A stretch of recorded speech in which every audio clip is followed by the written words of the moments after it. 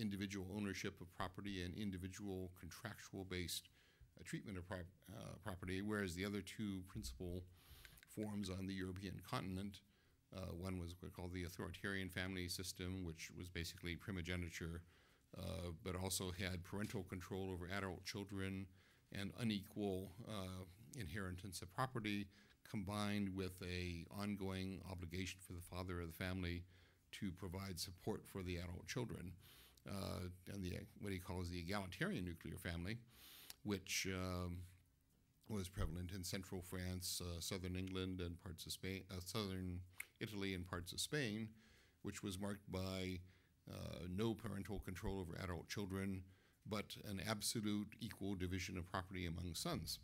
Now, this is all kind of interesting curiosa, but Todd goes on to show that in the 19th century, as modernity spread from England to the continent, these patterns and attitudes towards wealth, property, and entitlement got transferred from the individual family to the state in Europe, and that in his theory, the sort of radical egalitarian French Republican ideology came out of the radical egalitarian family that was prevalent in central France, in which you had relatively free market relations, but combined with mechanisms to assure equal start, equal inheritance, and eventually the meritocratic state, whose idea was that any child could, by showing merit, advance in society, primarily by working its way through government bureaucracy. And Germany tolerated the unequal division of property, but demanded an obligation from the parental authority to some kind of maintenance or sustenance for the family. And obviously, modern forms of social democracy show some descent from this. And his historical maps of correlation, for instance, of social democrat votes in France and Spain and Germany relative to the different inheritance areas have pretty good predictive power. So what's this saying is that instead of a uniform feudal state throughout Europe, including England, advancing to a uniform capitalist state, that England was always individualistic and proto-capitalist, that the Industrial Revolution essentially emerged in England because they were already individualist. In other words, the individualism was the cause, not the effect of industrialization, and that when these technologies of industrialization and modern social forms spread to the continent, it was not a matter of them advancing to the state of England, but rather adapting specific techniques to their local cultures in ways that were determined by their pre-existing attitudes towards culture.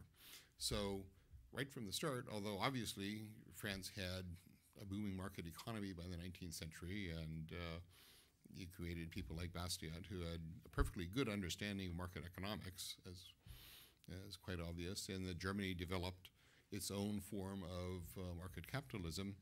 Politically, they were quite different, having quite different attitudes. So, for instance, in the 20th century after World War II, the German economic miracle combined very free market relations internally within the economy while retaining the framework of a social democratic obligation of what they called the social market economy, so that a much more elaborate safety net was always considered part of this, but they had the realistic attitude that first society has to generate a lot of wealth and then we can maintain a strong safety net with it, which led to the German economic miracle of the 1950s and the 1960s. Similarly, France modernized itself quite well after World War II, but had the same, a different but set of state interventions which coexisted with the market economy. So the good news and the bad news for this is that our own culture and our own attitudes towards how much state we want are within fairly strong bounds. We'll probably never have a really elaborate social democracy on the continental model. We will make some progress towards it because English-speaking people are like anyone else. If they can get a handout, they like it. So we're not immune from these things, but the degree to which we can go in that direction is probably limited. On the other hand, we are dependent on cultural characteristics which are themselves subject to the framework being maintained. And in all the English-speaking countries, the principal challenge at this point is assimilation of the large number of immigrants that we're experiencing from various sources. Historically, America, Australia, Canada, and the other colonies of settlement experienced large amounts of immigration from a wide diversity of culture, but had strong social and civic mechanisms for assimilating them into our pattern of society. One thing about having an absolute nuclear family society is that you can come from one of these other cultures, you can try to continue your local attitude toward things, but there's no support in the law for it. The law never supported authority over your adult children, so you couldn't force them to be in the family business. You could try to entice them, but you couldn't force them. You had no authority over the marriages, so you could not forbid a marriage into another religion or another ethnic group, although people tried to. What is pernicious right now is that we're now experiencing immigration from sources that have radically different ideas towards family and family expectations, that can believe in continuing very strong forms of authority over adult children and strongly controlling marriage choices.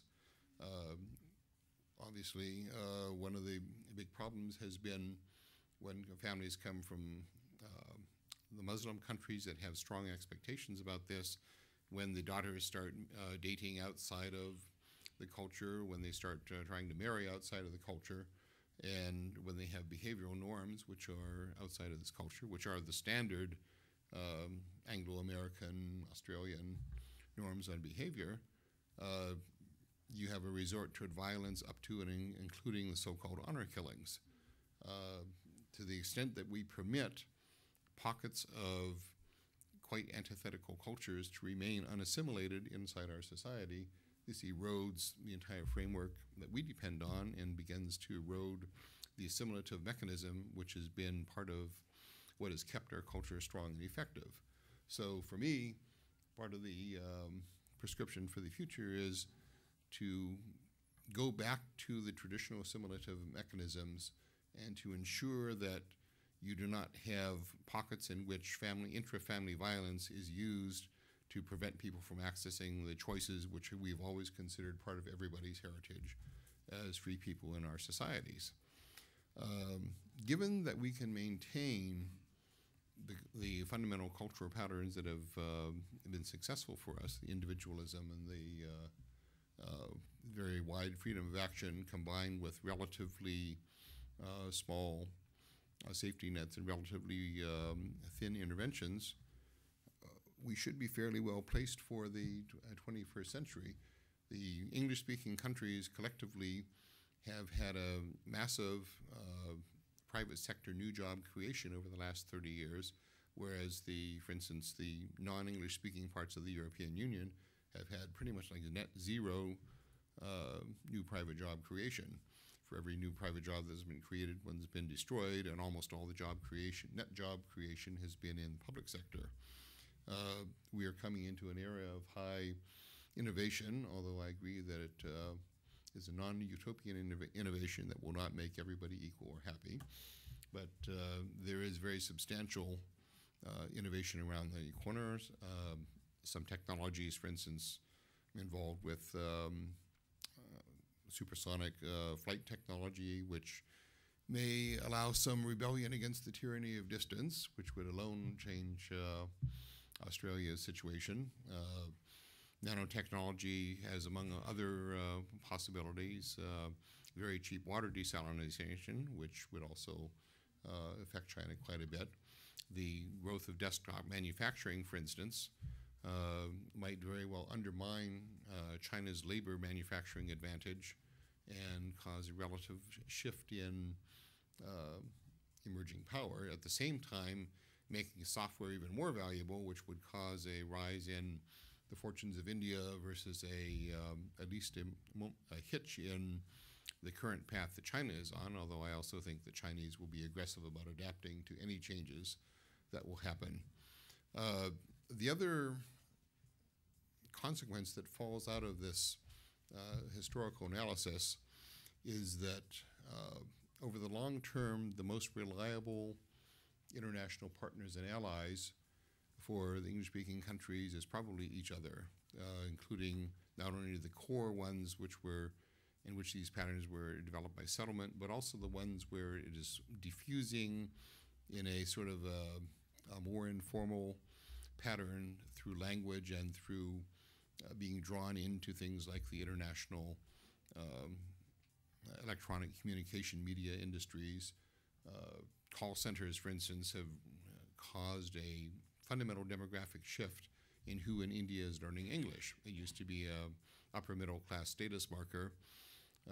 Now it is being taught in street schools by poor people teaching poor people who pay a couple of rupees to learn enough English to get a job in a call center, or if they can get a university training to try to work in software. And along with the language is coming changes in attitudes, because there have been reports in both India and the Philippines of young women who have been immersed through English and the internet in aspects of our culture to begin to rebel, for instance, against arranged marriages. Where this is all going, we're not sure.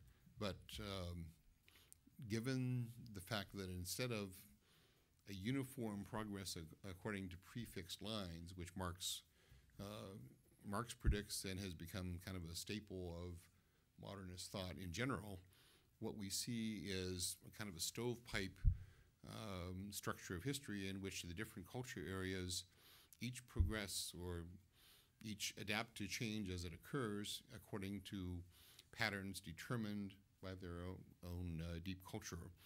And although we can see the rest of the West having quite similar allied cultures to ourselves, there are still important differences in expectation and attitude.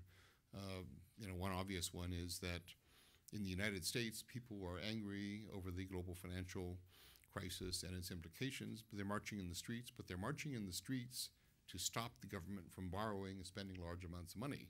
In Greece, they're marching in the streets because basically they're demanding that the government continue to borrow money and spend it on maintaining their entitlements. And like I say, there's nothing inherently virtuous about English-speaking people. We love a free handout as much as everybody, but deep down, we don't feel it's an entitlement unless we earned it somehow by some kind of lifelong making of payments into a system or by military service. So they'll go out and be angry, but it's kind of like, you leave a piece of bacon on the table and the dog will go for it.